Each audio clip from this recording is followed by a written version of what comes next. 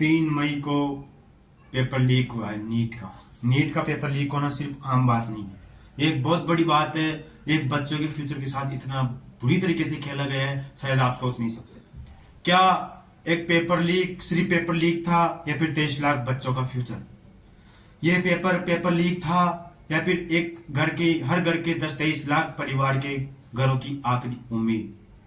क्या ये सिर्फ पेपर लीक था? पेपर बेचे गए लगभग एक पेपर 30,000 से लगभग 48 और 28 लाख तक पेपर बेचा गया। एवरेज आप लगाओ, अगर सिर्फ 23 लाख में से 5% अगर बच्चों ने भी पेपर खरीदा होगा, मतलब लोगों ने पेपर खरीदा होगा, तो 1.5 लाख रुपए होते हैं।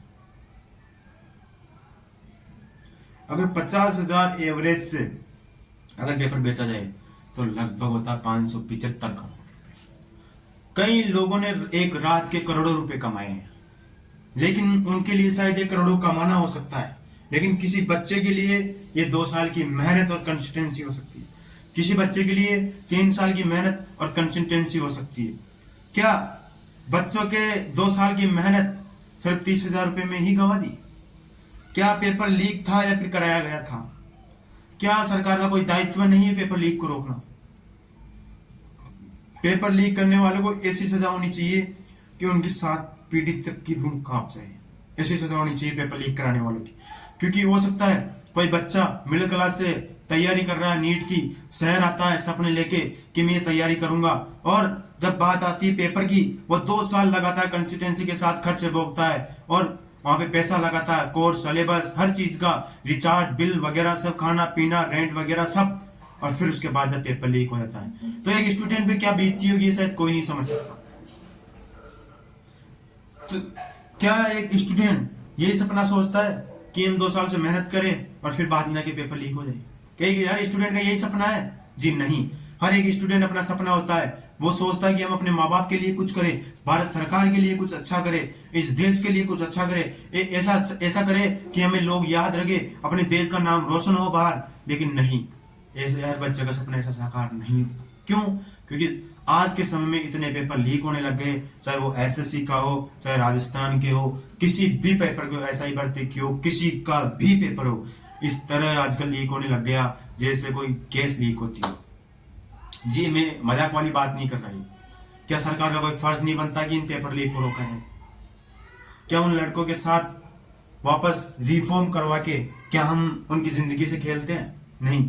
क्या फिर उनसे बोला जाता है कि तुम रिफॉर्म कर दो, तुम्हारी है ना कोई फीस वापस नहीं ली जाएगी और तुम्हारा वापस पेपर करा दिया जाएगा? क्या एक चीज बताओ, क्या वापस पेपर लेना सही है? पहली बात, पेपर लीक हुआ क्यों? क्या पेपर लीक करने वाला कौन है? ऐसा कौन सिस्टम है जो पहली बात पेपर लीक हो ये मुद्दा नहीं? पेपर बाहर कैसे आया उस एक ग्रुप से, कमेटी से? ये सोचने बड़े अफसोस की बात है कि जैसे मान लो अगर आप 4 लोग बैठे हो सरकार में, सरकार के 4 लोग आप दिए हुए हो, अगर उनसे बाहर पेपर आता है तो जाहिर सी बात है इसमें सरकार दोषी है, तभी पेपर बाहर आया। क्या वे लोग जो सिर्फ एक चंद करोड़ों मुनाफे के लिए, एक रात के लिए लोगों के, स्टूडेंटों के फ्यूचर के साथ खेल जाते हैं? क्या ये सही है? क्या आपकी राय में ये सही है? क्या होना चाहिए? नीट का पेपर वापस होना चाहिए या नहीं होना चाहिए?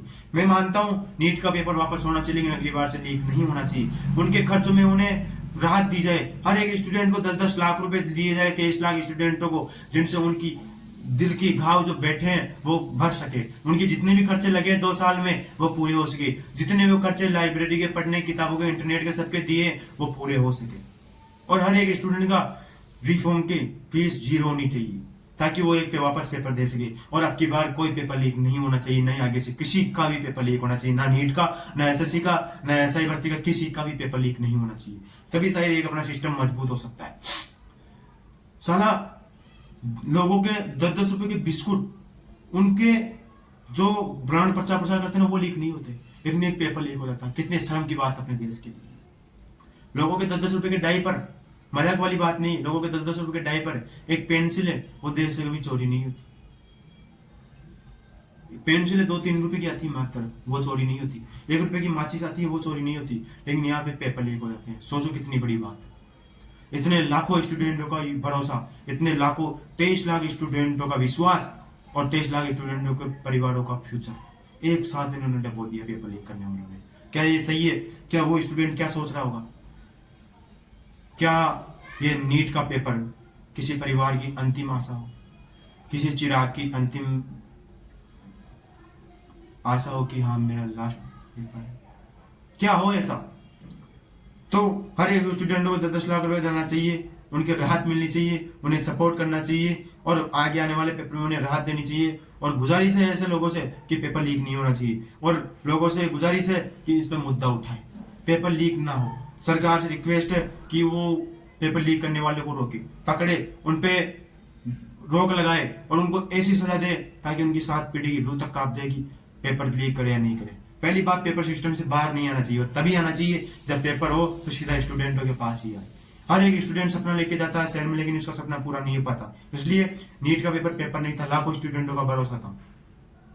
इसलिए हर उस नीट के स्टूडेंटों को आराम मिलना चाहिए, राहत मिलनी चाहिए, सरकारी तरफ से उन्हें कुछ अनुदान मिलना चाहिए और उन्हें सहायता प्रदान की जानी चाहिए, और उन्हें विश्वास दिलाना चाहिए स्टूडेंटों को कि अब की बार आगे वाला पेपर लीक नहीं होगा और इस पेपर की छानबीन पूरी की जाएगी, तहकीकात की जाएगी और उन्हें अरेस्ट किया जाए। अरेस्ट नहीं, उन्हें फांसी की सजा भी दी जाए जो इन पेपर को लीक करते हैं। और कमेंट में भेजना नीट का पेपर लीक होना बात सही है या गलत है, क्या इसमें किसी की मिली भगत है या फिर एक आम बात?